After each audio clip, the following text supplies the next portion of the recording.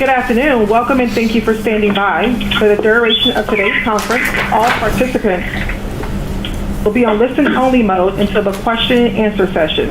At that time, you may press star 1. You may begin. Thank you, operator. This is Melissa Flores, the Assistant Director of Board Relations, and I just have a few housekeeping items before we get started. First, if I have any board members who have called in under the participant code, passcode, we do need you to go to your meeting invitation, and there is a leader passcode on there. Please hang up and dial back in under that leader passcode. Well, I want to welcome everyone to the June 11th CalHFA Board of Directors Workshop.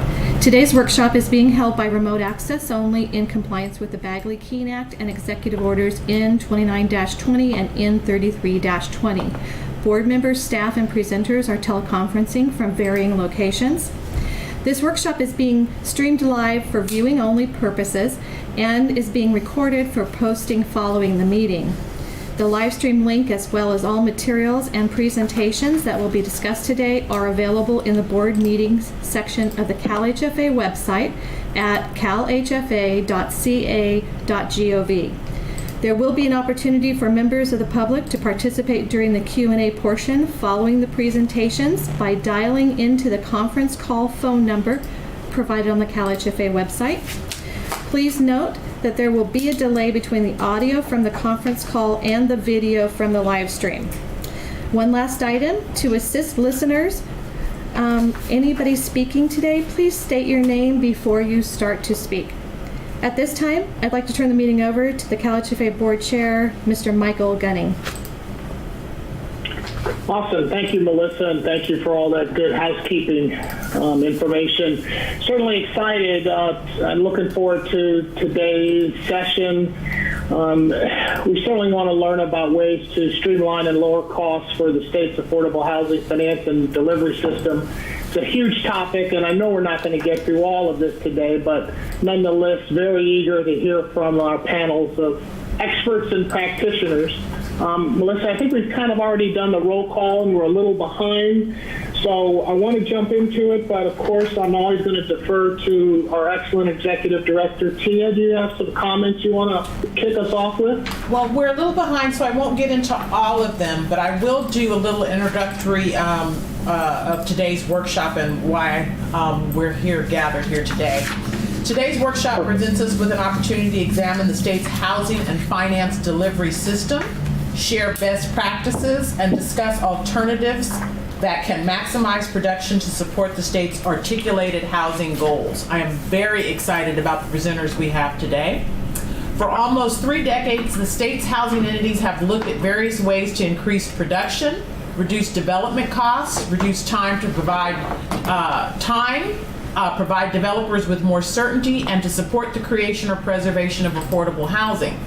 I think it was Albert Einstein who is widely credited with the saying, the definition of insanity is doing the same thing over and over again, but expecting different results.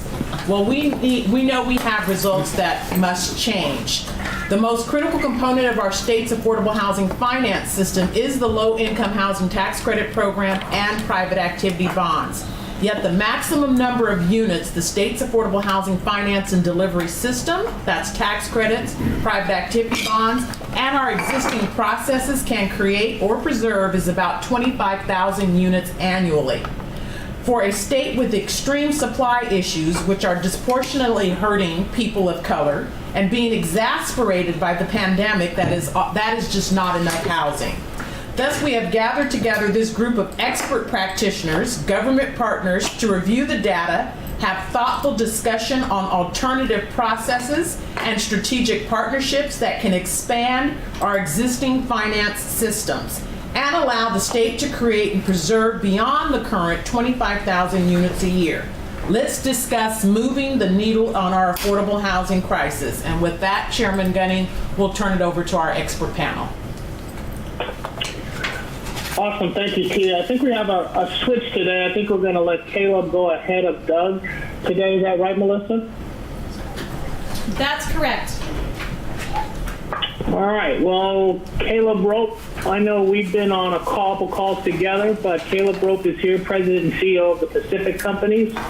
The floor is yours, my friend. Well, thank you, Michael. I appreciate it, and welcome all the members of the public as well as the CalHFA board members. It's a privilege to be here today. My name is Caleb Roop, and I'm an affordable housing developer by trade, and I've completed a couple hundred projects of about 15,000 units. Most of those are in California, but I do spend a fair amount of my time on the policy side of things, and have the privilege of chairing the California Housing Consortium now, working with my colleague Doug Shoemaker on a TCAC Sid Life working group that we've been on for about a year now, and it's it is what I love to do. A lot of what I see in the state as a builder, as a practitioner, shows up in the policies that we decide. And my goal always is to try to make the system better, make it more efficient, make it more productive, meet public benefits that are articulated by leaders, and so on. So that's what I'm about. And if you want to, let's get right into the presentation and talk about a little bit of what we'll talk about today.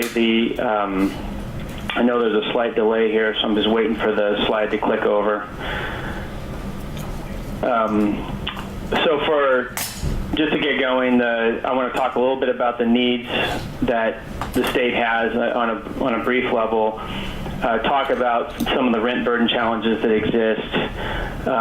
Study the affordable housing production levels that are currently being executed right now. I think Tia mentioned we're at a 25,000 max, and I wish we even sustained that on a regular basis, but the reality is we're not delivering even close to that on an annual basis, and we'll look at that data.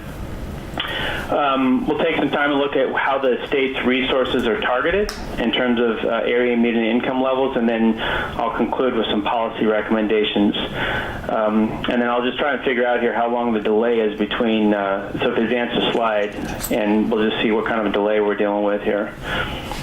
That last one was a few seconds, so. As we wait for that, I'll just start with saying that Caleb, may I interrupt you? I apologize. So the delay may vary depending on the different internet access for different people. So I just recommend just go ahead and start speaking, and then don't worry too much about it. Okay? Okay, got it. Very good. Thank you. Understood. All right. Well, hopefully up on your screen at this time is a picture of California's housing needs, and this data is straight from the housing needs assessment that was done by HCD. And what it would reveal, and you can probably just advance through these slides, but what it would reveal is about 1 million home shortfall at the extremely low income level. The next slide would show the roughly 1.5 million deficit, and that would be 1 million of the extremely low, and then roughly 500,000 of the very low. And when we talk about extremely low and very low, extremely low is households making less than 30% AMI, area median income, and then the very low category is those households from 30 to on up to 50% of area median income. And so finally, then, if we can advance to the next slide, the last category is the low-income households, and that goes all the way up to 80% AMI. And one of the things that's interesting when you get to this level of data is it would appear that there is sufficient housing to cover the low-income households, but the reality of it is that there's those units are priced at levels that are not necessarily restricted to the folks that need them. So that would include households that are, competing for those units at all varying income levels. It would include all of the competition that's going on between the extremely low and the very low categories as they're battling for those units. If they haven't got a unit that matches their housing needs, they're battling for those low-income units, which may or may not be restricted depending on the program they're in, or they might just be naturally occurring affordable housing. And then finally, the moderate and above moderate households are also competing for those units. Think of the well-paid fireman or higher-ranking government employee that happens to get a naturally occurring affordable unit near their job and can save themselves, an hour commute. Even though the unit itself maybe isn't exactly what they want, that transportation consideration matters a ton to them. And so now you just have this housing competition going on a regular basis, and it's a fight for these roughly million units that are available. Or 2.2 million that are available, with roughly a million shortfall, and that competition's going on continually. And what we are going to end up seeing is just that deficit is going to keep growing and growing as the housing needs increase. So, if we could advance from there, we'll talk a little bit about the rent burden that's going on, and this kind of reveals this data is really straight from the housing needs assessment. And what you can see is that when the data comes up, there's about 3.3 million renter households total, and a full 80% of them are rent burdened. And that rent burden pressure, as you can see on the screen, is exacerbated at the lowest income levels, the extremely low income level, that 1.41 million households. 90% of them are effectively rent burdened. And then it gradually lessens a bit as you move up the income scale, but nevertheless, even if you consider your moderate income households in the state, which is roughly 600,000 folks, or households rather, they're still 40% rent burdened. And so this data, if you kind of overlay it with the other data, you start to get a picture of the pressure that renters face at all income levels, which really speaks to the need to be looking at the problem at the full spectrum, because there's no real relief in sight for any of the households. Maybe until you get above moderate, there's a small percentage there, but for the moderate and below, they're all pressured in some way to pay more than 30% of their income toward housing. So the next slide I'll move into and talk about production. I think you heard Tia mention that the state's kind of maximum capacity is 25,000 units per year of production and preservation under the 4% and 9% tax credit programs. And I would just say that there are affordable units that are produced outside the system that don't rely on tax credits, but that's a very, very small number of units across the state. And at most affordable housing, even if it's permanent supportive housing for the homeless or any income level really served, is going to have the tax credit, whether it's the 4% or the 9%, as part of its financing structure. It's just very, very important to the feasibility of those projects. And so, we as the development community that produces affordable housing, are trained to use that system and work with that system. And until recently, it actually was a system that you could rely upon on the 4% side anyways, and that we didn't have full competition for those resources, and have the ability to kind of go over the counter with that resource. But now that those days are over as of 2020. But as you can see, in 2016, this is just over the past roughly 9 years, but in 2016, we didn't quite hit 25,000, but that was probably the best year in the last 10 years. And so we really are more closely around 15,000 units just on average. And when you look at new construction, we'll get to a slide and look at that if you want to advance. Now we're really in the area of more like 7,500 on an average. So the challenge is we're not delivering enough units. You saw the demand. It's just not happening, and the system itself just cannot produce any more than about this because it's constrained. It's constrained by the amount of dollars that are available to move through the system, and it's constrained by the number of projects that can actually fit in. And so what you can hopefully see on the screen now is it's just really a graphic depiction of what's actually happening. There's many developers like us, nonprofit, for-profit. You can just imagine they're in-state mostly, but some out-of-state. And they have projects, and they have public gap financing now, plenty of it actually. The state has been amazing in the amount of resources that they've put forth to bring projects to bear and to make things happen. But the reality of it is the low-income housing tax credit system only accommodates so much. So while there's plenty of developers working, your output remains roughly constant.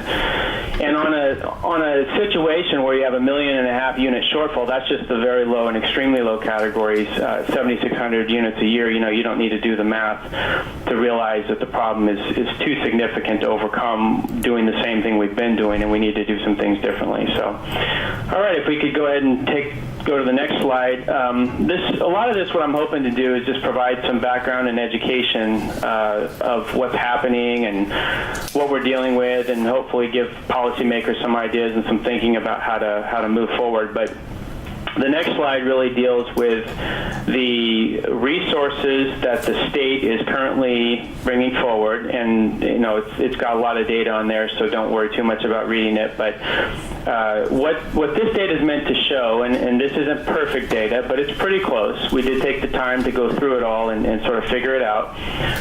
What you see there on the left are all the various programs that the state has, either administers or uses through the federal government, and the amount of funding kind of on an annual basis that's currently happening. And so there's about $4.3 billion in resources that's being deployed. Again, this doesn't include the private activity bonds and tax credits, because I'll get to that. They're more of a last stop on the train, and they don't really drive AMI levels as much as all these other resources do. But on the right-hand side, you can kind of see where we're targeting our resources in terms of area median income. And on average, in each of these, all that data there really is trying to identify what's the minimum thresholds in the program, and then also what's the scoring that you have to achieve. So the kind of two factors going on there. And then if it says 30% AMI, then that can mean below that as well, including folks that really have no income, and that would be more for your homeless individuals and families, as well as any special needs populations, etc. But that just kind of gives you an idea. We're for funding it, serving an average of about 48% AMI, and we can advance to the next slide. And each of the programs, what you'll notice on the next slide when it comes up, is each of the programs funds usually a spectrum of incomes. You don't really see that many programs funding exclusively one AMI level, although it does happen. But most of the programs, especially the larger programs, fund a range.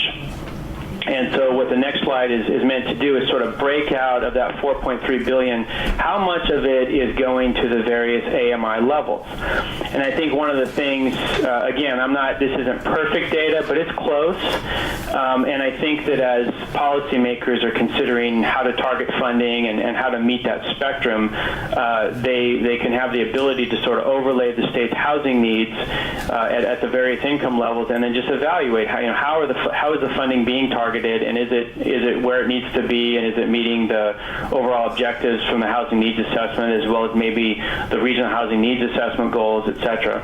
But as you can see there, the money's roughly distributed in about a third, with the very low income category kind of getting most of it, or a little bit bigger share.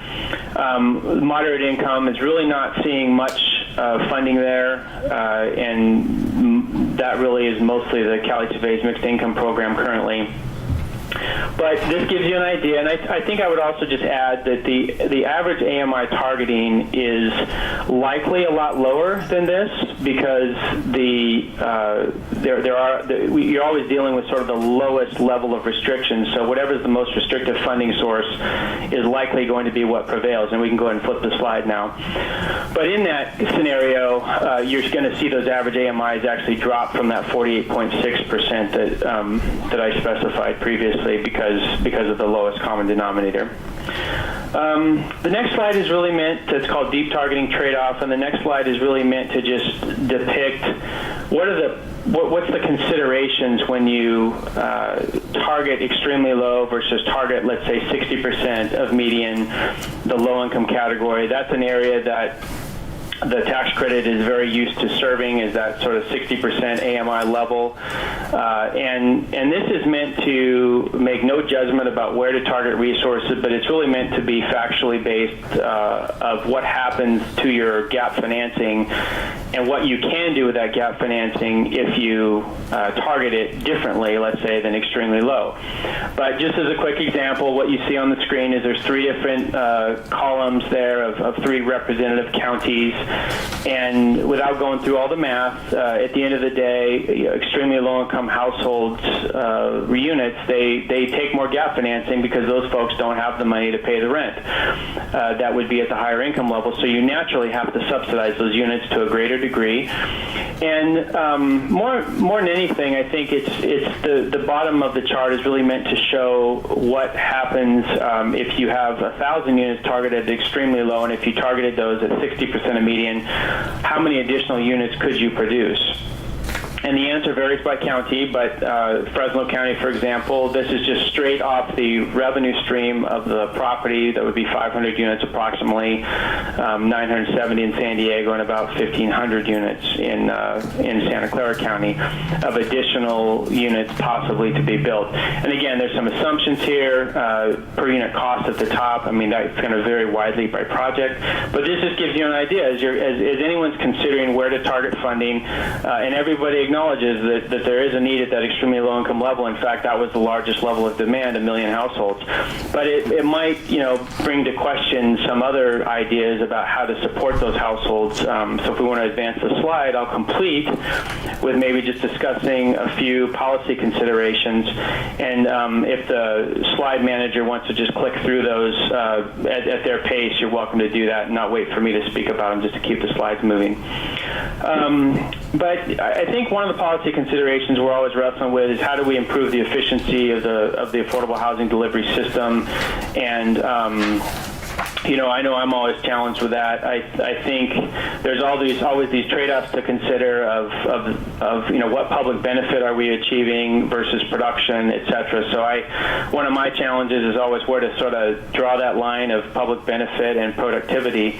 But as you can see, one of the challenges we face is the per unit funding limits being sufficient to allow us to use one gap source. I think that's one of the biggest changes we can make is for the supporting agencies, housing community development, et cetera, to give us enough resources to build a project without having to chase 3, 4, 5 other sources, as is often the case. And my great colleague Doug Shoemaker is going to have some speaking about that to do, about the level of effort that goes into finding all the money you need. Scoring incentives to reduce costs, and then how do we encourage larger and denser projects that have the ability to bring per unit costs down. I also, a big one that doesn't get talked about in our space, but we've got to do something about just the cost of construction and the building codes and what they do to housing. As a builder, I'm very close to this issue, and I can just see time and time again, $1 a square foot here, $5 a square foot here, $20 a square foot here of things that are unnecessary, that are overly burdensome, and drive up the cost of housing. And then finally, amending the state's gap financing programs to, reduce dependency on the federal tax credit itself. That system, that chart we were showing of the, sort of constraints of the system and what it can do. Can we start to target that gap financing to do projects outside of the system? Is there a way to do that?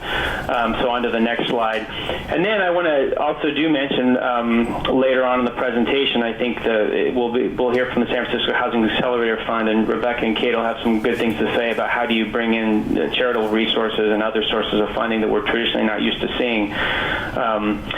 So finishing up with the presentation, the last few ideas there, or things to consider. Can we leverage the existing system to increase production? Can we reward production of affordable units that don't consume state resources? Is there a way to do that? Can we focus production at a greater AMI levels and use rental subsidies to support those extremely low-income housing folks that need the help?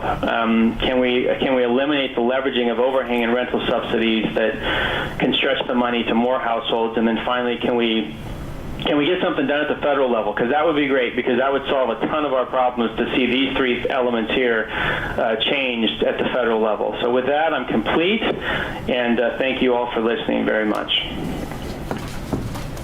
Thank you, Caleb. Oh, that was awesome, Caleb. Do we have Doug next, or do we have? Okay. No, we have Doug next, but I guess you want to hold questions or comments to the end, Tia?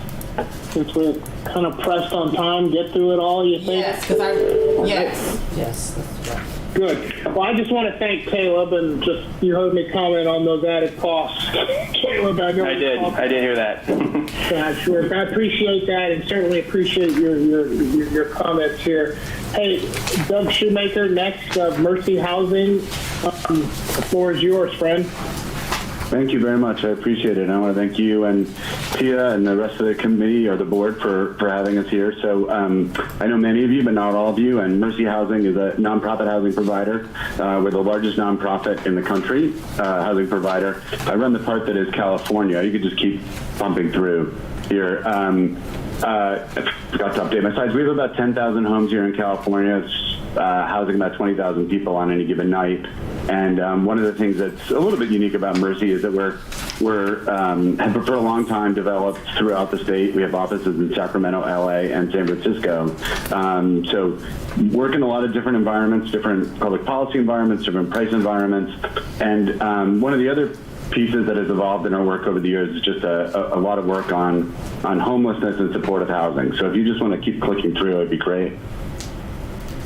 These next slides you can just click through pretty quickly. I don't know. All right, I'll just look on my own thing here. What I really wanted to just give you is a sense of the scale of the different types of housing that get developed throughout the state and the types. These are Mercy projects, but many of our colleagues, I'm sure Caleb has comparable projects, and other folks around the state, mixed use, veterans, urban, suburban. This is high density by the Transbay Terminal as part of an inclusionary joint venture. This is on land owned by the Sisters of Mercy out in Auburn. It's a senior development. It's really very picturesque. This is sort of adjacent to City College in San Francisco. It serves emancipated foster youth, more veterans, again, San Mateo County. So stop there if you could. So again, just to give you a sense, I think, there's affordable housing being developed in almost every county in the state on a regular basis. Obviously, a lot more happening in sort of the bigger counties. And the processes can be different from place to place, but unfortunately, they're not that different. So just starting, again, just so that for folks on the board to just have a clear sense of this, there are lots of ways people develop affordable housing, but because by its very nature, affordable housing doesn't really produce the kinds of rents that would enable people to go out and purchase land on a high-risk basis. A lot of the land acquisition or site acquisition in the state is through public agency RFPs and RFQs, or a public agency notices of funding availability where they notice folks that they have funding available, and developers go out and purchase land. And then, of course, there are entrepreneurial developers, and this may be a mix for every development organization, that go out and purchase land on speculative basis in the hopes of pulling it into a deal. And then there are a fair amount of inclusionary housing ordinances throughout the state. Many of them have been set up to allow land donations. And so there's a very robust and I think very good practice of for-profits and nonprofits building the affordable components of master development communities or master developed communities. And many of those are suburban, but increasingly we're seeing urban examples of that as well. The entitlement process, as folks would know in California, I think by and large from a developer perspective has been broken for forever. I don't know if that's an exact amount of time, but I think forever. It's like biblical, the amount of time that the entitlement process has been broken in California. There have been some efforts to address that. The most promising that we use is SB 35, which was a bill passed several years ago under Scott Wiener's leadership that is really targeted to supportive housing developments and provides effectively a Sequa exemption for certain types of supportive housing that fit the local zoning. And I think you're going to hear a little bit more later from Rebecca and Kate about a project that we're working on with them that is using SB 35. And, in general, SB 35 can drop anywhere from 6 months to literally 3 years off of an entitlement process, depending on how hairy it might have been otherwise and whether you are facing litigation. There are some other Sequa exemptions in the state. Some of them work well, some not so well. A lot of it has to do with approach taken by local planning departments and the degree to which they are prepared to use those Sequa exemptions. Some are quite conservative about it. Others are, I think, appropriately using the laws, and that will drive a lot of it. The other two things to just note is that, the inclusionary land stuff tends to happen as part of master EIR projects back in the days of redevelopment. We also saw a lot of master EIR work for large planned areas, and those tend to go really fast. The Natalie Gubb project that you saw earlier was part of the Trans Bay redevelopment area in San Francisco, and our entitlement process on that was really just handing in a planning proposal and a building permit request, and that was really it for that one. But other projects have to go through a single site Sequa process, and there you're really just playing Russian roulette with what might happen to your project. Appreciate you're getting ahead of me. Thank you for that. I was going too slow. I'll just say the last thing about it is the challenge is really an uncertainty issue more than anything else, because we might think we're ready to develop relatively quickly, and then it turns out we face a lawsuit, and that can set a project back by years. Project financing. So Caleb sort of referenced sort of how this works in I think a very appropriately simplified way. This is really just to give you a sense. I think many, if not most, projects in California that are developed as affordable housing end up with 4 to 7 sources of capital funding. There are certainly some with fewer and some with more, but this is not an atypical distribution, and I'm sorry, my formatting's off a little bit, but typically, although not always, your acquisition and first bit of pre-development funding can come from a local government or governments. For example, we work in Los Angeles. Sometimes you're getting some funding from the city department, and then again from the county. You're simultaneously lining up all these other sources of financing, the tax credit equity, either 9 or 4%, if you're using a bond, that, or a permanent mortgage. Depending on the depth of affordability or the type of housing you're trying to do, you could be looking at an HCD loan process that happens even before those applications for tax credits and bonds. And of course, along the way, you're either using your tax-exempt bond or applying for a separate construction loan. For supportive housing developments, which again, many of the localities around the state are encouraging, if not requiring, that a percentage of the units in new developments serve people that are homeless. There can be as much as 2 to 4 additional sources. Typically, those are focused on operating a rent subsidies, like a Section 8 around Los Angeles, Santa Clara, San Francisco. There are local operating subsidy programs. There's also typically some effort to create or bring service dollars. This can be from Prop 63, like the Mental Health Services Act. Sometimes, and this is a driver of cost, if we cannot find an ongoing source of funds, they will capitalize, or people will capitalize the operating or services dollars into a lump sum that is drawn down over the course of 12 to 15 years. And of course, that inflates the overall development cost of a project. So one of the biggest things we can do as a state is to deliver more consistent rent subsidy and service dollars for particularly projects that serve extremely low-income people and people that are homeless. And that, on its own, that would reduce development costs dramatically for those projects, as well as timelines. And again, just to say it, all of this is just it's like the best metaphor I can come up with is you're effectively a juggler, and you've got these 7 or 8 different things up in the air, and you're trying to get them all to line up at once. Sometimes they're sequenced, sometimes you're literally going from one to the other, and the perspective of one public lender or private lender is, I will lend you that money or invest in your project once you show me that this other person has lent or invested into the project. And so it is, I'm not going to say it's rocket science, but it is time consuming and can be quite complex. More complex, I think, most of us would say more complex than it needs to be. If you can get the next slide. Rocket science is correct, Doug. What's that? Rocket science it is? Okay, all right, well, I'll take the promotion. I never got that far with my education, but I'll take the rocket sciences. This is an example of a modular housing development project that we have in development in Los Angeles. Just to give you a sense of how this works, this is about a 64-unit development. I think the cost per unit right now is around $425,000. And this just gives you a sense of sort of how the money is both brought into the project and how it's expended. And you can see, this is a project that would acquire land on, a market rate price. Sometimes we're able to do better than that and get donations or public agency land that is donated, but not often. And you can see the vast majority of the cost is really going into that construction and hard cost contingency. Again, I think that is a big part of what Caleb referenced. There's elements of costs that are produced by some of the inefficiencies or difficulties of our housing finance system.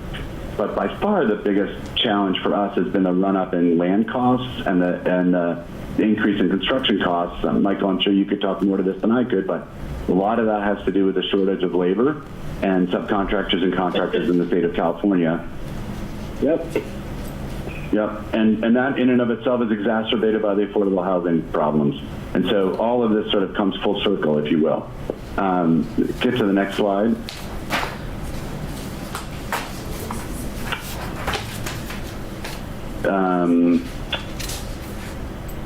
This is a project that is just finishing up in Los Angeles, the west side of LA, not a place you get to develop very often. Pico Robertson on Pico Boulevard. This is a combination of senior and supportive senior for vets. The project sort of, I think, exemplifies one of the things that's very hard to do about infill housing. You need to replace a public parking lot and all of the public parking on it, and then develop the housing above it. And that is all too often the case, that we are spending a little bit too much, I would say, of our affordable housing dollars on parking, both public and private parking. I think one of the things that really makes a big difference is the ability to trim the parking requirements on projects. That in and of itself can save $50,000 a unit on parking in most urban locations around the state. If you look to the next slide and you look about the timeline, and this is just to give you a sense of, this project actually took even longer than this. I was just ashamed to put up anything that happened before our joint development agreement was signed. But just you get a sense from start to finish the 5 to 6 years that a project can take.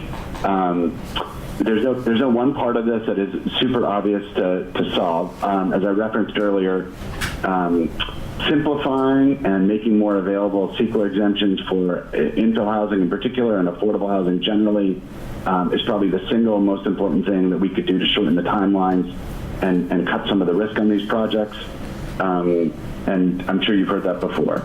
The other piece that really takes a lot of time, as I referenced earlier, is just lining up all these different forms of finance for these projects. And I know you're going to hear a little bit from Tia and Jude later on that. And then, you get a sense of the construction timelines. And again, these are not perfect. Not every project takes this long. But just to give you a sense of the permanent supportive housing piece, it's that pre-development period where you're running around trying to line up sources of finance for the operating and service dollars that really takes the longest. And I'll just put a little pitch out here for some of the cities that have done a big job on this, like Los Angeles, San Francisco, Santa Clara County, have all done amazing work to kind of align those service and operating dollars so that those decisions are made more or less at the exact same time that capital decisions are made at the local level. And that alone can take anywhere from 6 to 18 months off the time of a project. So I'm going to stop there. I just want to note a couple things I think that maybe are worth noting. And Caleb, I thought, did an excellent job of sort of setting the stage for our state. I guess one thing I would just note, and perhaps it's because we do a lot of permanent supportive housing, is that one of the great challenges that I think is part of the struggle that Caleb references is that we have a persistent and unfortunately growing problem with homelessness that I know you're all familiar with. We now, at our last point in time count, had 150,000 individuals that were homeless in 2019 during the point in time count. And unfortunately, we are all anticipating that because of COVID and all the related economic problems that households are going to have, that we are at risk of having even more homelessness. And then the last little plug, and Tia, I don't know if you were going to cover this later, but I'll just mention it now, is that one of the things that has really, I think, challenging to try and understand. I know the CalHFA board is interested in housing at all different income levels. As you think back to Caleb's slide around extremely low, very low, and moderate, is the degree to which some of those households are able to find housing in the marketplace. Obviously, extremely low-income households have virtually no marketplace choices, and as you move up the income scale to above moderate, those go up and up. In the Bay Area, but I think also in other parts of coastal California, the way that median income has gone up over the last several years has really shifted how we think about where we are trying to serve folks. So we are very interested in serving what we think of as moderate income households in alignment with this, and most of our projects sort of run the gamut from extremely low income to 60 to 80% of median and every piece in between. We have backed up personally as an organization on going above 80%, and I just want to say that I think one of the reasons for us has been that as median incomes have gone up so much in the Bay Area, we now are looking at a household income in certain parts of the Bay Area, so Silicon Valley in particular, where a family of four, the median income is $160,000, and at that rate, a lot of those households are actually able to access the private market. The rent that would be affordable to those households is somewhere between $3,500 and $4,000, and that dynamic is really different all around the state. So I think as you guys get into discussing the MIP program and then the other really laudable programs that CalHFA and TCAC are working on together, I think one of the things that's really important for us also to consider is just trying to make sure that we are truly cognizant of sort of where the missing pieces of the housing continuum are, and it's very dynamic. And so I think I really commend Tia for bringing this forward, because I think it's a great opportunity for you as a board to think through those issues. So I'll stop there. Thank you very much for the opportunity. Thank you, Doug. Doug, that was great. I can't tell you the sources and uses page. I wish we could share that with the legislature some more so they could get a true picture of how difficult and how costly these projects are. Any comments from board members before we move on to Kate and Rebecca? And Michael, could I just say one thing about that last comment? Do you mind? I think it is true that it is very, very time consuming and so forth. I do think one thing that is misunderstood by a lot of folks, and I don't think this is what you were trying to say, is the sense that affordable housing is very differently, the cost of affordable housing is very different from market rate housing. What my experience, and again, we develop in Los Angeles and San Francisco, very high cost marketplaces. When I talk to my for-profit market rate colleagues, we are often seeing comparable, sometimes we're a little bit lower costs to produce housing, and so we put our money into different parts of the project. But I actually think one of the misperceptions is that affordable housing is significantly more costly than the market, and folks can have their varying opinions about that, but I just wanted to drop that in there. I think that's a good point. I'd like to follow up with you on that, Doug. Okay, that'd be great, Mike. We do say that. I'd like to do that. Well, I didn't know that you said that, Michael, but now that I do, I'm really glad I said it. I'm glad you did. All right, thanks a lot. So Rebecca and Kate. Yes, Rebecca Foster and Kate Hartley with San Francisco Housing Accelerator Fund. The floor is yours. All right. Thank you all so much for having us, and look forward to the time when we can do a follow-up in person. Right. So this is Rebecca, and I'll take the first part of the presentation and then pass it off to Kate Hartley. She's our Chief Lending and Investment Officer at the Housing Accelerator Fund. And I will just dive in on the slides and let them catch up. But just to start with a quick background on the Housing Accelerator Fund, for those who we don't know, we are a public-private partnership in spirit. Although we are an independent 501c3, we were created out of and incubated in the mayor's office in San Francisco. And basically our reason for existence is really getting at that slide that Doug showed with the 14 different sources of capital. that are required to piece together and get affordable housing projects across the finish line. Our goal is to actually provide a single source of capital that pushes innovation in the delivery of affordable housing and allows our developer partners to really move at the speed of market and parallel track on getting everything done on new construction and on acquisition rehab while those permanent sources are being assembled versus needing to wait for them. So we are a kind of one-stop capital aggregator. We have philanthropic banks, Community Reinvestment Act motivated capital, corporate capital, foundation, program-related investments, and an investment from the city of San Francisco itself, all together since we've launched just shy of $300 million. And we have put over $200 million of that out the door for the preservation and production of 900 homes in San Francisco. And so we can go ahead and go to the next slide. We are, I think, a key underlying focus for us is really that we leverage philanthropic and private capital to do the things that are harder for public sector capital to do.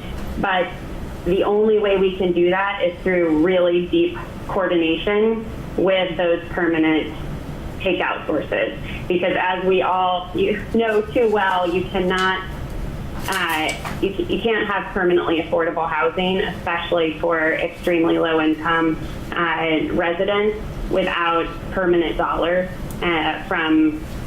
from all of the sources that Caleb and Doug referenced.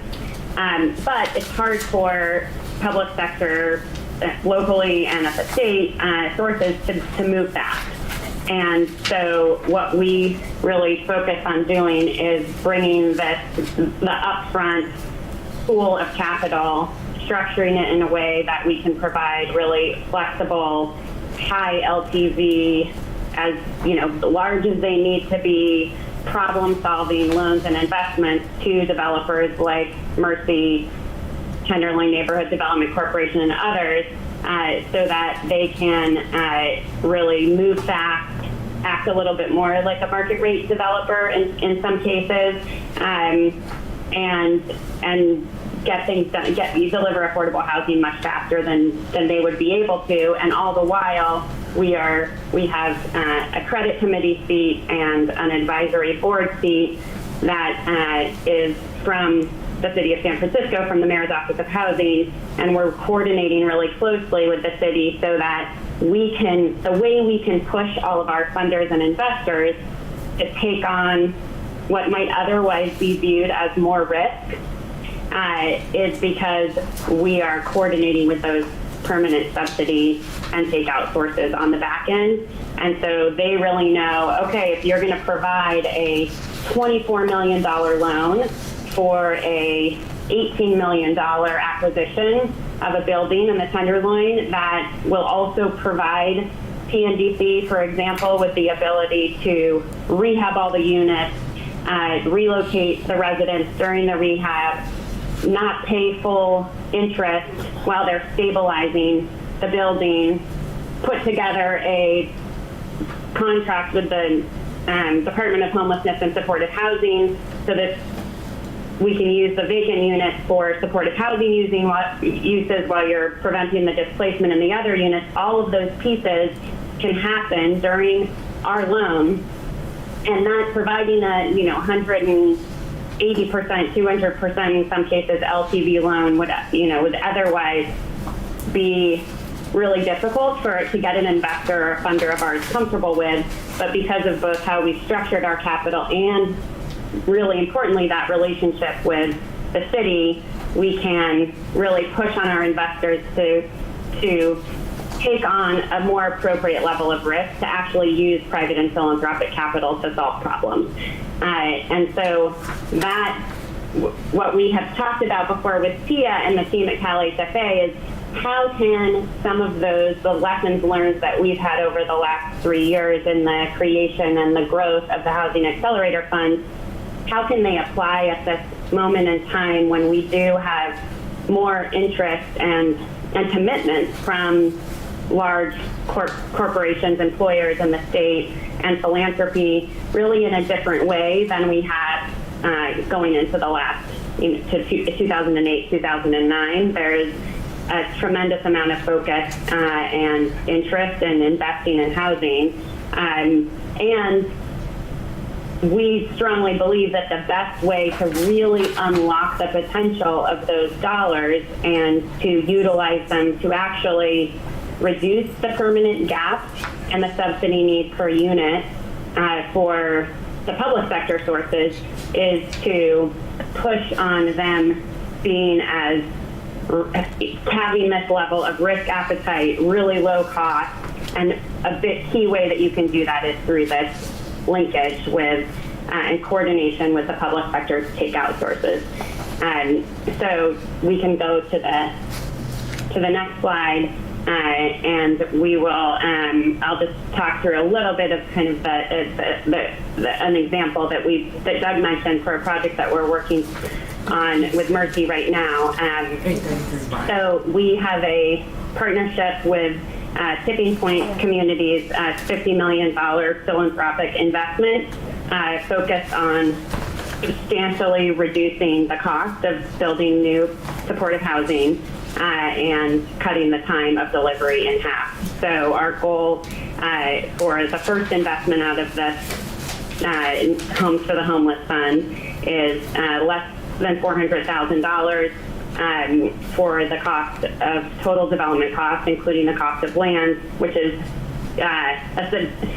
very low in San Francisco prices, maybe not everywhere in the state, and delivering units from site acquisition to the people moving in less than 3 years. And so here we've just broken down kind of with that big picture goal in mind, which we really set a few years ago in conjunction with the city and Tipping Point as partners, was in recognition of this huge challenge, as Doug mentioned, which has only increased, of the incredible number of individuals that are experiencing homelessness and the percentage of those also that are chronically homeless have been homeless for over 10 years. And we can really there are a lot of different ways we need to tackle this problem. One significant one that this specific effort is focused on is we have to deliver supportive housing at significantly lower cost and significantly faster. So we kind of broke down our focus on this pilot, which Kate will talk through where we are more, into these three large buckets: acquisition, construction, and permanent operation. And then I will pass it off to Kate to talk a little bit about how you being able to use this really flexible capital and provide Mercy with the ability to be innovative is helping us get to those goals. Great. Thank you, Rebecca. And this is Kate Hartley. Thank you also to the board and to TIA for having us. And I just want to pick right up where Rebecca left off. Our mantra has been reduce construction costs, reduce the time and it takes to build affordable housing, and reduce the amount of permanent gap funding that's necessary. So from our really aspirational origins for the HAF, we're really pleased to be presenting this example of how we've been putting the theory into practice. So just super quickly, for 833 Bryant, it was a parking lot in the South of Market neighborhood in San Francisco, or SOMA as it's known. Rapidly changing neighborhood. It's about to undergo significant new development, gentrification, et cetera. So cutting the time and the cost, we went in and we worked with our planning department. We were able to rezone a number of SOMA parking lots so that affordable housing became an as-of-right use, and that got us access to SB 35. And by converting our entitlement process to a non-discretionary process through that legislation, which is an amazing piece of legislation for us all. We got our entitlements in less than 6 months. And it could have been 2 years, it could have been even 3 years if there had been litigation. So that was an enormous victory. Next step was that we engaged Factory OS, and we're really pleased to say that we will be the first permanent supportive housing development built with factory-built housing in San Francisco. By bringing in the private philanthropic capital to both buy the land, start the pre-development process, and actually get the modules in the factory started quickly, we again condensed the timeline. So we got that factory process started while we were still negotiating the final contract price with the general contractor and applying for tax credits and bonds at the state. And I do want to note that when I say we, I want to commend Doug and his team at Mercy Housing, who did all the heavy lifting on that. They've been really amazing partners in this process. We applied for credits and bonds, and we got them barely, and we are going to start construction in August. The key to this whole process is that we brought this private money in first. It took a lot of risk, but we linked it from the get-go to permanent takeout funding from the city of San Francisco.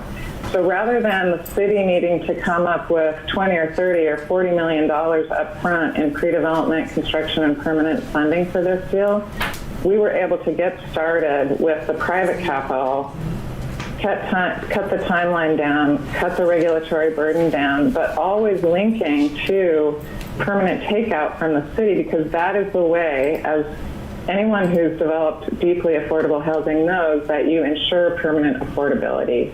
You use public sector funding that does not demand a return and provides for high quality housing for very low income people. This slide that you see just summarizes the ways in which we've been able to modify the status quo. Again, we got started early with private funding. SB 35 made a huge difference in our entitlements. We really focused on bringing in construction innovations, factory-built housing to lower costs, and we importantly connected to the public sector takeout. The result is that our housing, Mercy's housing, is going to come in at less than $400,000 per unit. Currently, there are 2 similar permanent supportive housing developments underway in San Francisco. They are also using Factory OS, and they're coming in at between $550,000 and $600,000 per unit. So we're just really pleased to be proving the concept.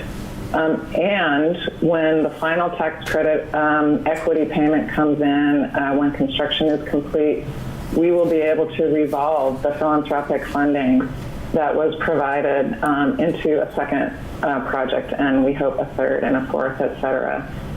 Really, that donation was given for the sole purpose of creating a new model that will provide housing for people experiencing homelessness faster and better, and we're really pleased at our progress to date. So I think we have one more slide here. Really, we wouldn't have been able to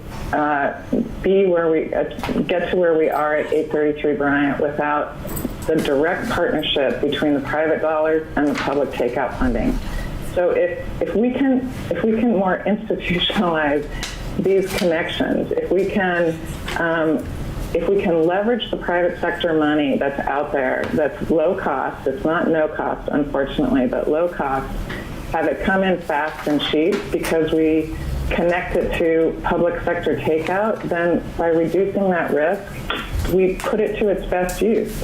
And that will allow projects to move quickly. It will allow us all to use all the resources that are available and also by finally bringing in the public sector funds at takeout, we can guarantee permanent affordability. As we've seen at 833 Bryant, these kind of changes could make a tremendous difference. And if you also create a new system that includes a managed pipeline queue of projects and you introduce more rationality and certainty, then really we can do things much better than we're currently doing them. And that is it for So Kate, I want you to tell them from acquisition to the start of construction how much time it took. Let's see, it's going to be from acquisition to construction start 12 months, I believe. Is that right, Rebecca? Yeah. And that maybe includes like 14 months. Yes, and I want the board to understand that was acquisition, entitlement, financing, start of construction. I love this project. Yep, that's unheard of, right? Great job, ladies. Madam Treasurer has a question. Yeah, so when this program was incubated in the mayor's office, how much was the startup funding? Yeah, Rebecca, please, yeah. So when we launched with a $37 million fund, and that included a $10 million 20-year 0% investment from the city and $27 million of bank and philanthropic capital. And then we've grown from there. The city has now increased its investment to $20 million. And then the rest of the $260 that we've raised is from philanthropic and private sources. And I'd say, if that is your question, we also probably spent about $500,000 plus or minus of just like grants, legal, accounting, kind of get it off the ground money, while Kate and I were both in the mayor's office. That was from private sources. So just real quick, because I want to wrap this up so we can get to the next presenter. But the bottom line is they had flexible upfront money, identified processes and procedures, and removed barriers. So they aligned their processes and procedures and removed barriers. So it was just as much the money as it was the processes that helped them get to a more developer certainty and that quicker timeline. Would you say that's accurate, ladies? Yep, 100%. And the piece I would add is we can push way harder on the corporate investments and structures to actually have the risk appetite they need to have to enable Mercy to go take this risk and us to take this risk if we have that, we believe if we have that coordination. And right now, a lot of those sources aren't quite taking on the level of risk and providing the terms that we need. But with this linkage, we think we can push them to provide capital that actually really allows for projects to move in parallel track in this way. Got it. Thank you, ladies. Thank you, ladies. That was awesome. Tia, all of these have been outstanding. I love how we're just circling right here with all the different presenters. With that, Debbie, you're up as the alternative funding model for addressing the missing middle. Debbie with Norwood Development Strategies. Thank you. Thank you very, very much. And good morning to all of you. And a special thank you to Tia, who twisted my arm and told me I needed to be here today. This is an incredible panel, and I'm a little bit of an outlier. I've only been working on my company for about a year and a half, but many of you may know me from my tenure with the San Diego Housing Commission, or from my years in real estate development, or with the Community Development Banking Group at Bank of America. Those industries have really shaped the construct of my company, and I started a year and a half ago primarily to propel housing production at all income ranges except for those at the very top rung of the ladder. And so this is about middle income housing, and there's a lot of bleed over from the San Francisco Housing Accelerator, and a huge fan of Mercy, and especially Caleb. I've been pulling best practices from all industries to create what I think is an opportunity. So I'll just start by sharing some information from my community, which is San Diego. Just for point of reference, what's important on the slide isn't the income or the rent, because it's pretty standard across the state that there is a huge disparity between wages and rents. Families just can't find housing that's affordable by spending 30% of their income on housing. What is important are the numbers on the far left. 31% of San Diegans are between 0 and 80% area median income, and 51% are between 80 and 120. So what I'm looking at is that the rent and income restricted housing between 0 and 80% AMI is too scarce. It hasn't been produced in adequate numbers despite the heroic efforts of the affordable development community. And market rate housing over 120% AMI is too expensive, meaning families and individuals have to double and triple up in order to live there. The housing that does exist, what's earmarked through covenants and regulatory agreements, isn't turning over. And this was pivotal for me at the Housing Commission. Typically, the tenure in affordable housing is 2 to 5 years. It's doubled. People are staying in affordable housing 9 and 10 years because the gap between the 80% AMI ceiling of regulatory required housing and market is about $800 a month. And so people just aren't moving, and the unintended consequences are just horrible. So next slide, if you would, please. In California, again, preaching to the choir, you need to have 3 full-time minimum wage jobs in order to spend 30% of your income on housing, and that's just impossible. Even if you're a couple, it puts a strain on home life, children, traffic, mental health, productivity, etc. The next slide, going into permits, again, very similar story. San Diego has historically underproduced housing. We have a need of approximately 150,000 to 220,000 units in the next 8 years. That's 4 times what we've been producing. We're just not going to catch up. And it's not because our city can't or won't issue the permits. It's because it's so difficult to build, to finance the development and pay for the fees and take the time to go through the lengthy process to obtain the neighborhood support for housing people or structures, because we frequently hear we don't want it or them in our neighborhood.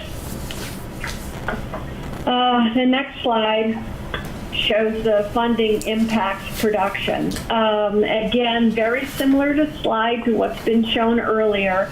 We have produced 0 to 80% AMI housing, not as much as we need to, but we have, thanks to TCAC and CIDLAC. And the only product that we've even come close to producing to meet our RENA goals is the middle or market income housing. The moderate level, we're just not developing that at all. And it's because there just aren't the subsidies to make it pencil. The next page, the missing middle housing challenge. I've given this presentation to investors, non-financers, non-housers. So this is going to be a little basic for you, but what I explained to them is that there are funding mechanisms for the high end, market rate or unrestricted housing. And there are financing mechanisms for the low end, the restricted housing. But what happens right now is that there isn't something in the middle. And my concern is that with the pandemic and the global unrest in our capital markets, we're going to see even less market rate development. And I think we're going to see more need for the public sector dollars to go to the permanent supportive housing, the homeless housing.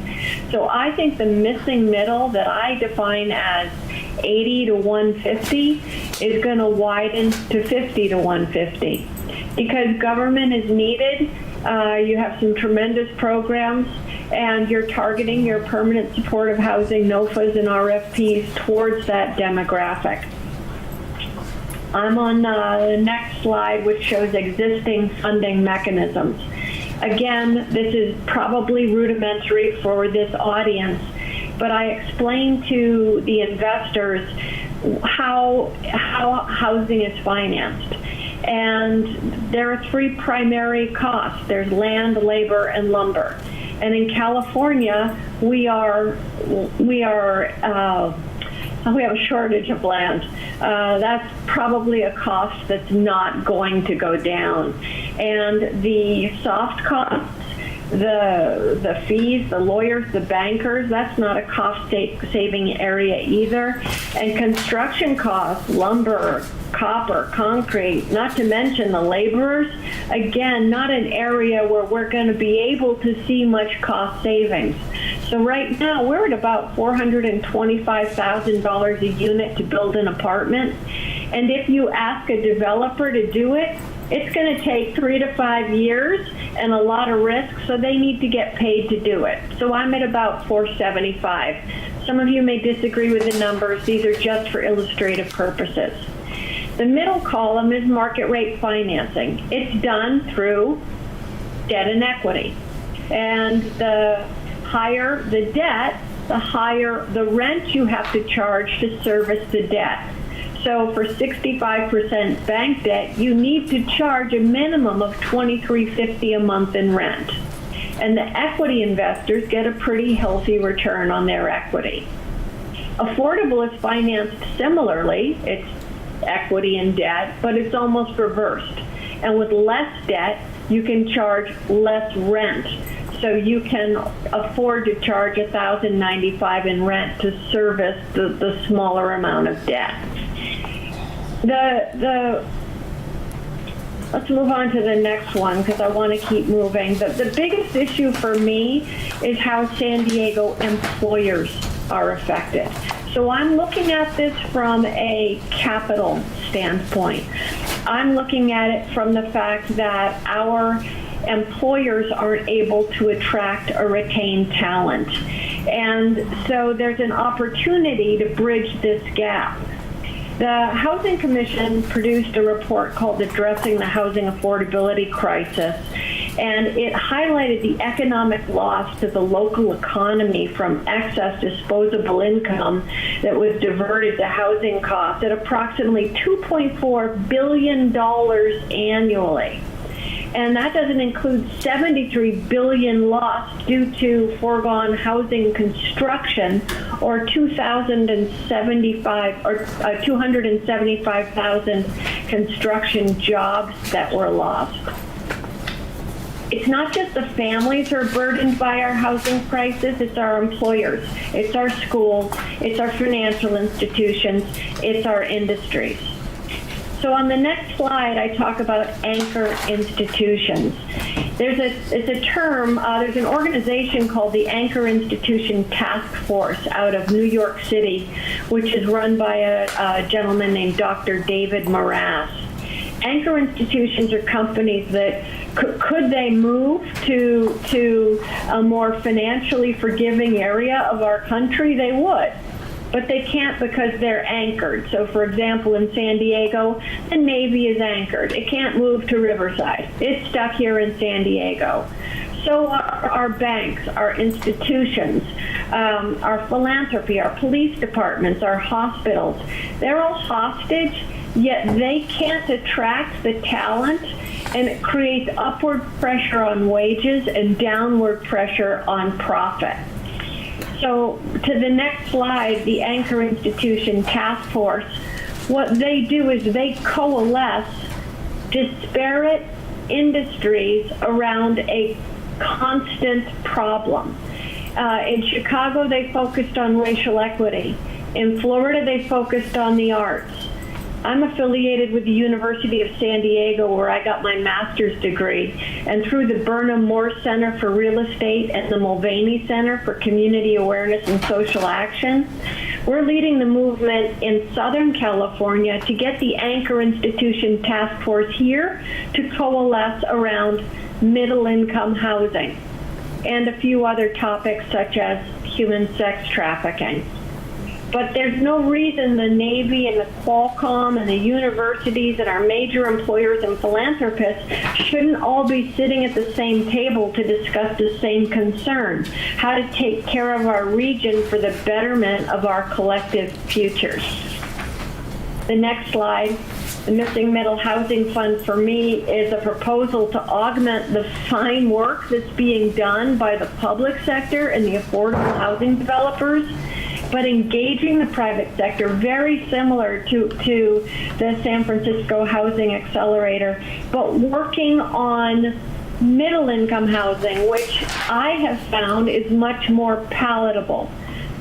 In the 25 years I was in banking and development and government, at the 11th and a half hour, after years and millions of dollars spent by the developers, deals get shut down because of lack of public leadership or strong NIMBY voices. The intent here is to have the anchor institutions participate in the community meetings and say thank you for welcoming our employees to your community. It's a way of saying, look, we're not going to put the homeless, we're not going to put, the most needy here. We're going to augment your neighborhood with what you find acceptable. And the other part of this Missing Middle Housing Fund is that I'm looking at smaller urban infill TOD transactions. Tax credit deals work because of the efficiency, 80 units or more. But in California, we have so many sites that could hold 20 units. But that's not going to be a tax credit deal because there's no efficiency of scale. So moving on to the next slide, I just want to talk a little bit about how the gap works. I have said I call missing middle 80 to 150. That's my definition. It can range depending on what market in California you're in. But 0 to 80% AMI is funded through tax credits, bonds, and public subsidy. And market rate is traditional sources of debt and equity. What I'm looking at is expanding the affordable world to create regulatory restricted housing at 100, 120, 140, 150 AMI and creating a ladder. This is not rent control, it's controlled rents. It's just taking the process that the government created a long time ago when it made sense, when 80% AMI was just below market rate. Now it's almost double.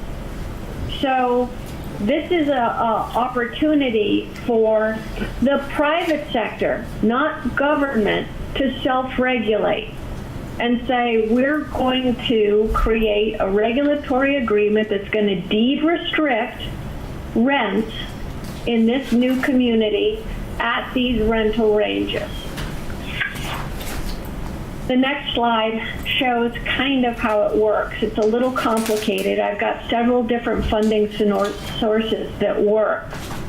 But the anchor institutions are our employers, our financial institutions, philanthropy, investors, the public sector, the military, and they put money into this missing middle fund. There are several ways the money can go out. For example, Fund A would be if a developer said, hey, Debbie, I'm going to create 60 units, and they're all going to be available to individuals who are between 80 and 150% AMI. Fund B could be, hey, Deb, I'm going to do 60% of the units between 80 and 150, and the other 40 could be market rate, unrestricted. Or they could be permanent supportive housing.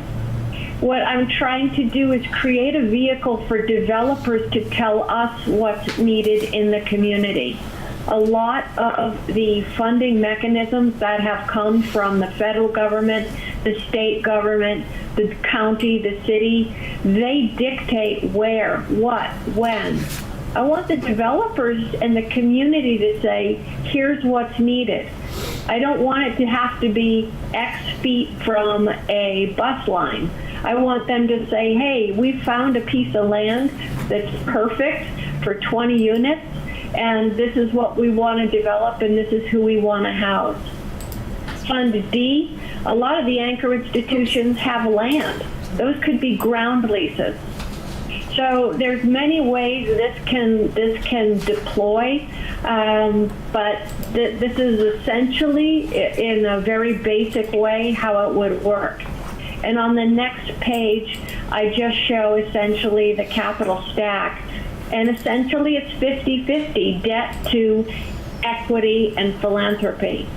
I broke out philanthropy because, and I think Kate, maybe it was you who mentioned it. I mean, they want to play. They want to participate in this. They don't necessarily need a return on their money, but the investors may. So this means I get to roll some of the investment up to them, and it would create an equity return between 5 and 9%. Far below what the equity investors are getting for the market rate, but still not a bad return. And the conversations I'm having with the philanthropic group and the institutions here in San Diego, it's palatable. So the next one, land opportunity. I mentioned that there's a lot of sites that are smaller. There are so many more benefits. There's existing infrastructure, you're close to TOD, you're impacting positively climate action plan, and you're creating housing closer to jobs. So I'm pushing on this very, very hard here in San Diego. The last slide, or second to last slide, the outcomes of producing missing middle housing are huge. The employers here are struggling. The universities are not able to get the professors they want. The biotech companies are not able to attract the talent they want. My friends who have kids, the kids are couch surfing or they're leaving San Diego because they can't afford to live here. We need to attract this demographic, and what I'm trying to do is create a vehicle that augments what government is doing on the lower end. When I was at the Housing Commission, somebody told me that government had failed us. And I asked what they meant, and they said, well, we haven't created the housing we need. And my reaction is that the private sector needs to step up in a much stronger way and have an impact on its own backyard, its own community, and help you. You can only do so much. Your financing is finite and it shifts. The private sector has the ability and the interest and the long-term economic benefit of participating in this. So this benefits for me all the way around. So on the next step slide, I'm working with a handful of developers here in San Diego who have willingly restricted their rents to the middle income range in exchange for lower cost capital. I don't believe we're going to be able to lower the cost of land, labor, materials. I do believe we're going to be able to expedite processes. I love the timelines that I heard earlier. When I gave a presentation to the University of San Diego, the president of the university said, I can see it now. Me, the head of the Navy housing, and the head of Qualcomm all walk into the mayor's office and we say, hey, you know what? We just put $20 million into this middle income fund. What are you going to do to help us deploy it? And that pressure, that power from being an economic engine is something that I don't think the investors, the employers have banded together and flexed before. There's opportunity to expand a lot of the benefits that are awarded to low-income housing, like permit expediting, like fee deferral. All housing should be expedited. So if there's the opportunity for the employers to play in the housing market, that's where I'm trying to push and propel, so that we can augment the 0 to 80 world. The 0 to 80% AMI world, they are not moving. They're not leaving. That product is clogged because people won't leave. And conversely, people won't move down the ladder. Here in San Diego, there are a lot of empty nesters who are living in 3 and 4 bedroom homes, and they can't afford to sell and move down into something that's more affordable. So that whole product is wasted. So by creating this middle income sector, we free up the continuum of housing, both up and down the ladder, and we get the private sector to participate with you to augment your good work. So when I heard about the middle income program and I came up and met with Tia, I was so excited because this can't be done in a silo. Banking can't handle it alone. Development can't handle it alone. Government can't handle it alone. We have to work together and do what we do best. And I think that, for me, I always wondered what I'd be when I grew up. That's why I wasn't sure if I wanted to be a banker or a developer or a government executive. I think what I wanted was to know how each one of those industries work, so I can see behind the curtain and see what makes them tick and how I can get them to help work together so that we can make some serious change. Thank you, Debbie. You're welcome. Thank you. I mean, that's it. So this completely fits together, and so we want to make sure that we're leaving time for questions, and so I want Judith and I to run through the collaboration that CalHFA and the State Treasurer's Office, through their 2 committees, the California Debt Limit Allocation Committee and the California Tax Credit Allocation Committee, what we've worked on for the last basically 2 years to come up with some good processes. So I'm going to turn it over to Judith. Good afternoon, everyone. This has been a very productive collaboration. I'm just going to run through some of the steps that we went through. You see this timeline up here, and it indicates that basically we rolled out our joint SIDLAC-TCAC application in the spring of 2018, actually in April. I just wanted to mention that even that piece was an initial collaboration because SIDLAC and TCAC had 2 different directors. So it took a lot of work. The conversations actually began, I learned from my staff, in 2016. They had to also collaborate with a lot of internal sources, IT, the State Treasurer's Office, to kind of give it the blessing and make sure the resources were there. And they basically developed a joint application by about late 2017. And then, of course, as we all know, SIDLAC has to deal with the OAL process, so they had to actually submit the application to OAL and in late 2017, and that was released for our use by 2018.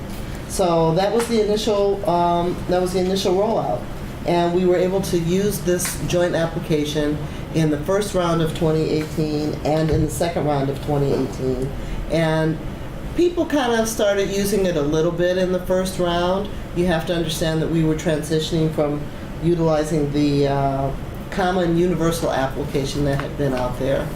But by the second round, of the first round, we had about 50% participation, and by the second round we had 80% participation, so it went very well. Now, right around the same time, the MIP program was doing its NOFA for its first round. At this point, the MIP program at CalHFA was using the NOFA process, and they had about $40 million that they had just received from the SB2 money, so about 40 million. And they did their awards in July of 2019. And at that time, with that smaller amount of MIP funding, they were using the old Universal Award. Now, around August or September of 2019, and this is the part I like because this is when I started working with TCAC and SIDLAC, there was a proposal put forth by CalHFA to do a one-stop shop.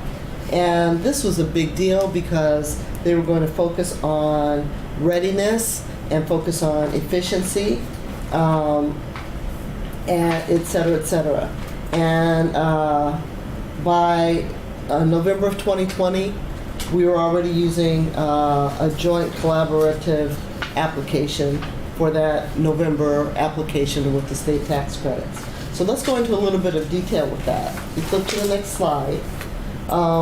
As I said, the proposal began in August 2019, and CalHFA also had requested that we reserve $200 million in state tax credits to pair with the MIP. Now, that's a big deal, and we were actually encouraged to do that because AB 101, which provided the state tax credits, specifically indicated that we could set aside up to $200 million in state tax credits to pair with the MIP.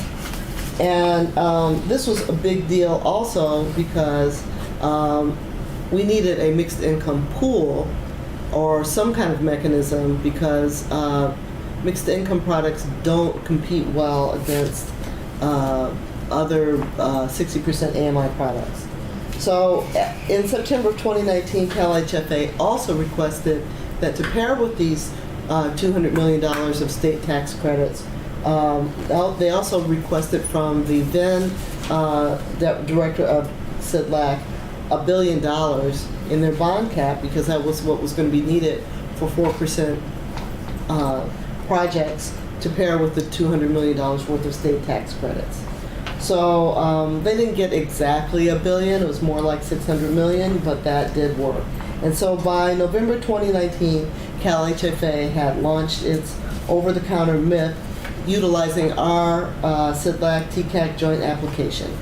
This is a big deal because developers can now come to one place and put their application in for basically funding from 3 different sources in one place. This reduces some of the overlapping costs that are just administrative and ordinarily buried that are nonetheless costs borne by the developers, which are of course passed on to the project. So if you flip to the next slide, as I said, we established this collaboration with CalHFA using the joint application. There's a specific addendum to our TCAC SIDLAC application that has the information that CalHFA needs.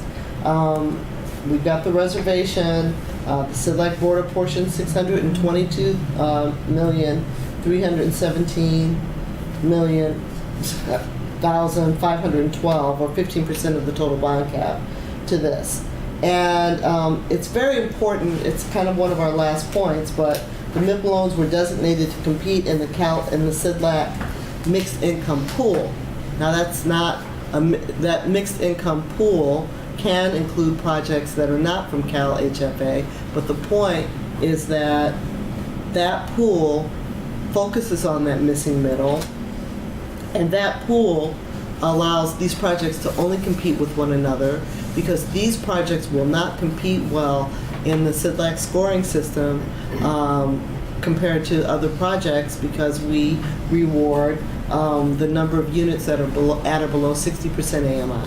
So as long as they're in their own pool, they can compete and get funded. And I think that was, as I said, the intent was to ensure CalHFA submissions for allocation of MIP-related bond cap compete only with other MIP projects, and that is working extremely well at this time. So I just want to say thank you very much. So let me give, what I wanted to make sure folks understood was that it was a process that started back in 2016, 2017 to be able to create basically what we have now is a one-stop shop. So I don't know that the community and people understand how much work went into that. But beginning in about 2016, 2017, there was national conversation going on around the missing middle. And they weren't defining missing middle exactly the way Debbie is defining missing middle, but they were defining missing middle as those AMIs between 60% AMI and 80% AMI for which there were no other resources available for because tax credits did not reach that 60 to 80% AMI. And as our housing crisis and affordability had usually been impacting folks at 50% AMI and below, this was a new national crisis that people began discussing. So back in 2017-18, there was conversations here in the legislature and here in California about reaching the missing middle, teacher housing. There were various workshops that were going on, and CalHFA began using its own internal resources, our earned surplus funds, to start incentivizing a missing middle or mixed income housing where we were then trying to expand the continuum of housing needs to get to the 60 to 80% AMI. Tax reform came about, and beginning in at the end of 2018, the changes in the federal tax code allowed what was called income averaging. And at the same time, SB 2, which was Senator Atkins' funding, there was a portion of that funding that was made available for the missing middle or mixed income housing. So when CalHFA designed its mixed income housing, it was literally to take advantage of the federal changes in federal tax law and to be able to come together and create that one-stop collaborative processes that we had been trying for over a decade in California to try to create. So we did focus that missing middle or that mixed income housing on readiness. We redesigned the program to be over the counter because we wanted that over the counter to work collaboratively with the state treasurer's cycles that they were maintaining, and we wanted to give our external partners a actual one place to come using one application so that for all intents and purposes for the outside world it really was a one-stop shop. In addition to that, CalHFA managed its pipeline. So working with CIDLAC, we knew ahead of time what our demand was going to be. We completed the demand survey. We followed those processes. We did stakeholder work groups.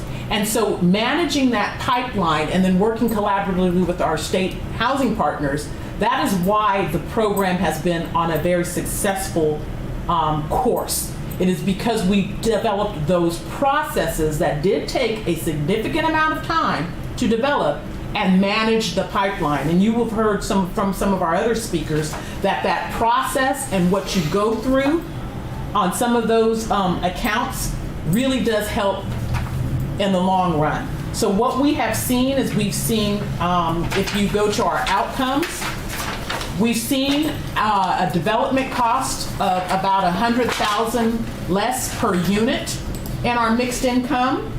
We've seen some of the cost drivers, which have been time and the layering of subsidies that have been reduced because we've been able to have that one-stop process.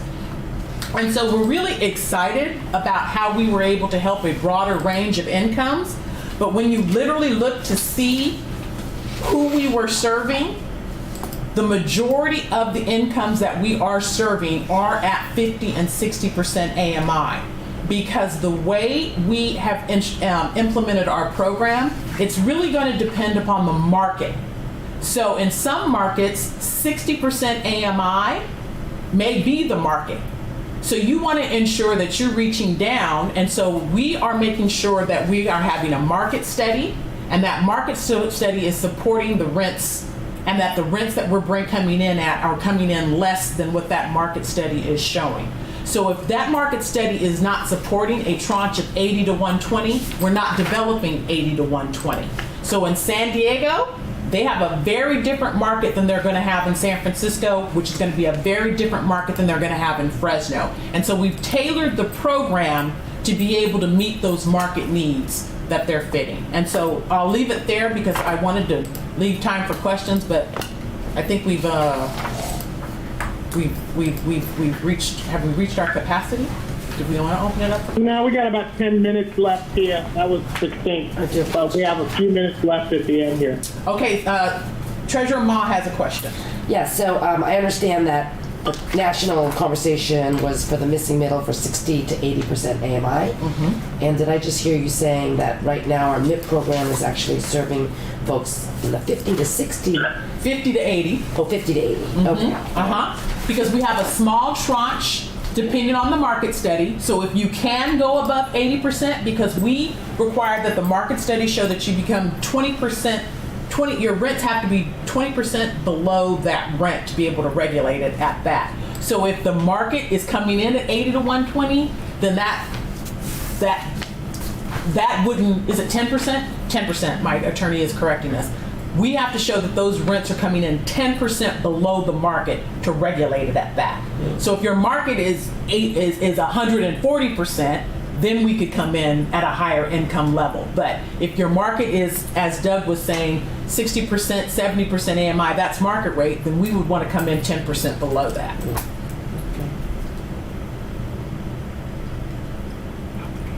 Hey, Tia, we've heard a couple questions from the board. Do we want to hear from the public? Are there any questions out there, operator?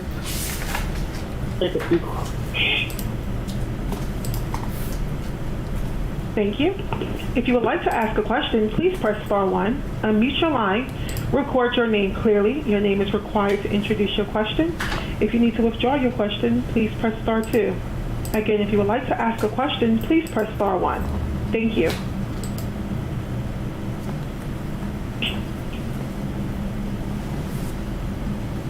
We have a question in queue. One moment.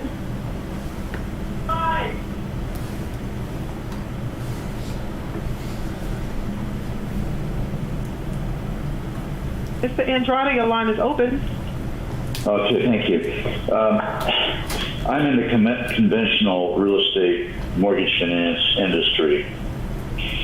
I have a customer who has a site, and he is planning to attempt to re-entitle it to become affordable, so that it could become an affordable development.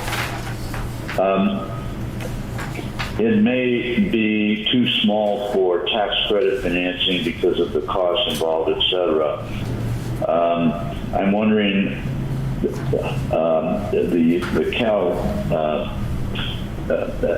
CalHFA program provides takeout financing, but is it correct that financing cannot be applied for until sometime during the commencement of the development itself?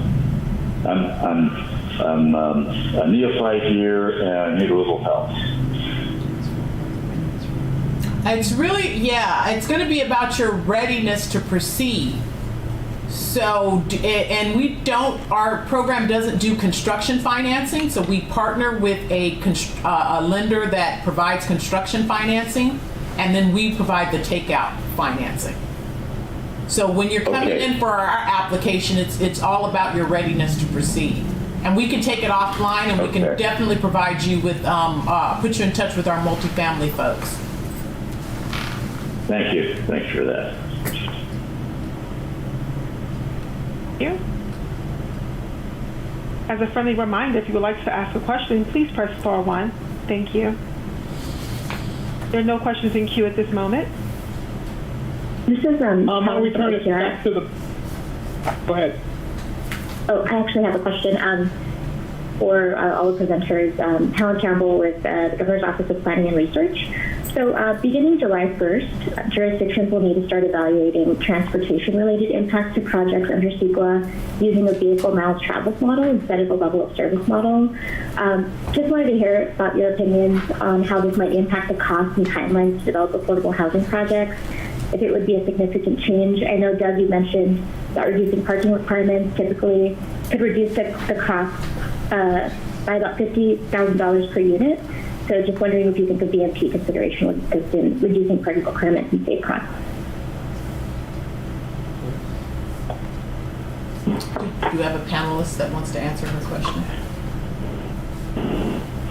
I can speak to that. This is Caleb speaking, and I would say that what I've heard is that standard of vehicle miles traveled versus level of service, which is currently what traffic studies are based on, that Sequa relies upon, will be an improvement.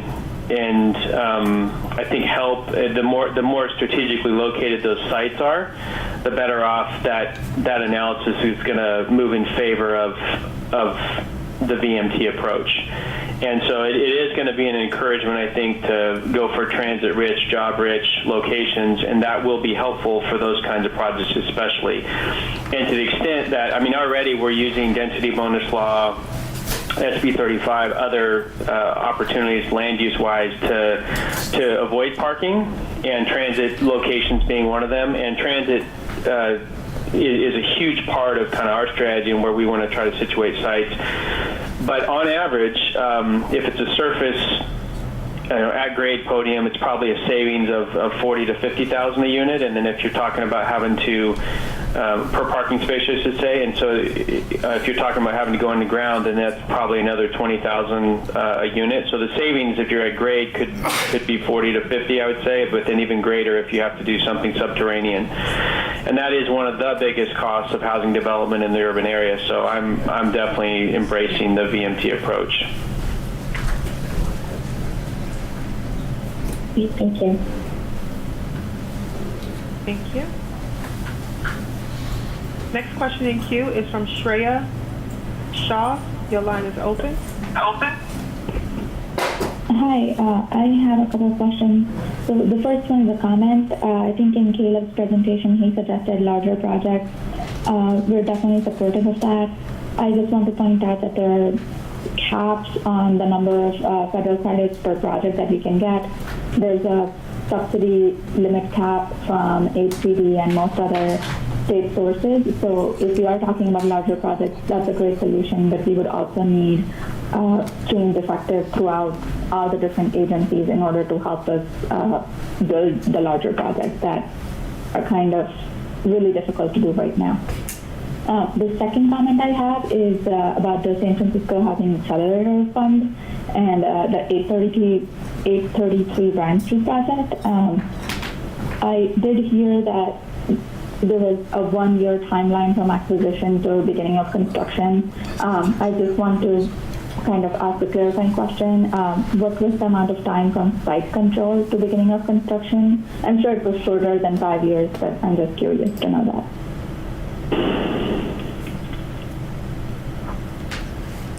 I can take the second one, and this is Rebecca from the Housing Accelerator Fund. Maybe I'm not understanding the question, but we use our capital, the philanthropic capital, to buy the parking lot. So acquisition and site control were really the same time. Okay, all right. Pretty interesting. It usually takes much longer to secure after entitlement. It takes at least a year to put together the financing before we begin construction, if there's off-courses committed and just the way the layering works, but maybe I'm missing something there. And the third comment was about the mixed income program. It's just a broad question, so I guess Tia and other people from CalHFA, what is the plan for the future of the mixed income program? Are you planning to continue it as it was, or are you trying to modify it? Well, we'll have to see what happens with the budget proposal and the state low-income housing tax credits and we'll do an assessment. We continue to have our ongoing funding source for our mixed income program. So we'll be doing an assessment after the budget is determined. Will it be something similar to what it was last time, like 15% of the bond cap and a percentage of the TCAC cap? I didn't hear the question. I did not. I'm sorry, could you repeat the question? We didn't hear it. My question was, will it be similar to what it was last time in terms of a percentage of the total bond cap and a percentage of the total TCAC allocation? We'll have to assess it to see what yes, yes, we'll have to make an assessment. Thank you. We've got about a minute left. I just want to remind anyone out there that if you do have questions, you can always email them to event@calhfa.ca.gov. We'll post responses under the board meeting section of our CalHFA website. Any operator, any other questions out there in the queue? Yes, we have 2 questions in queue. All right, let's go with the first one. Okay, the first question is from Matt Tooney. Your line is open. Hi, thank you. I have a project in Santa Cruz. It's a ground lease, under a ground lease, or will be under a ground lease. And we think it's able to be, or it qualifies or potentially under AB 35. So my question is, does CalHFA allow financing with a ground lease situation? And I know AB 35 requires prevailing wage, so I'm curious if there's some funding sources, and maybe it's via the philanthropic angle that was talked about with the SF Housing Accelerator Fund. I don't know if they work in Santa Cruz, but I'm wondering if there's if CalHFA is able to finance a ground lease project, and then work some ways to help finance the prevailing wage component. We do finance ground leases, and I don't know about the other question. I mean, we do work with philanthropic organizations, and so we can put you in touch with the San Francisco Housing Accelerator Fund. If they have any ideas they could provide you with, we can make sure we make that connection. Yeah, I'd be interested if there's other funds that work out of San Francisco that are similar in nature.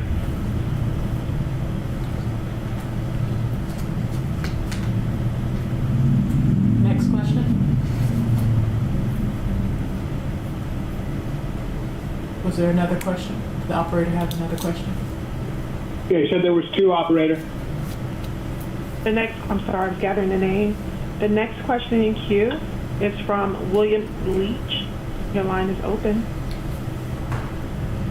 Tia and other presenters, thank you for the information. I'm super pleased and proud to see the efficiency and the speed at which the mixed income program and this collaboration with TCAC, SIDLAC, and CalHFA has gone. My question is, what efforts can we do? What efforts are being made to have HCD, which has a large portion of the gap financing available for the affordable housing, to take notice of this process, to further collaborate, pair their resources maybe with the 9% program? What efforts are being made to use this good example and broaden it to other gap financing sources? I think that was one of the reasons, William, and it's so nice to hear your voice, why we wanted to make this presentation is so that we could potentially use this as a model and a representation of how to move forward and have other similar type collaborations. Wonderful, great model, and thanks for presenting it. I'd also like to add that Tia and I have already taken the initiative to meet with our new director of HCD and to kind of share with him some of the benefits and needs for managing the pipeline. So we have our processes in place, and I think he's very focused on the fact that there's going to be a demand survey. We kind of do that annually, but that this time maybe HCD will be a little more focused on that, so that will help us in our sizing as well. Awesome. Thanks, Judith. Okay. And thanks to all of our presenters. I can't tell you guys, this has just been an awesome panel. I feel like the work ahead is even more now, but we've certainly outlined this, and kudos, Tia, to you and the staff. And Judith, good to hear your voice. I'd open up just any board members who want final comments before we close out, or Tia, any other thoughts from you? So, Mr. Chair, we do have the mixed income program highlights that we did not have available for the presentation, but we'll make sure that we include that on our website, so that the kind of highlights that we all worked on when we worked in a collaborative fashion. So we'll make sure that gets posted, and all of the other material is posted as well, right? Okay. Great. Can you just make sure the board gets that directly and doesn't have to go to the website, Tia? Absolutely. Awesome. With that then, Melissa, any other housekeeping? I would just like to thank our panelists for joining us today. We appreciate their time and their expertise and knowledge and willingness to share it with everyone. Thank you. Awesome. Hearing none, we stand adjourned. Thank you, everybody. Thank you. Thank you. Bye-bye. Thank you.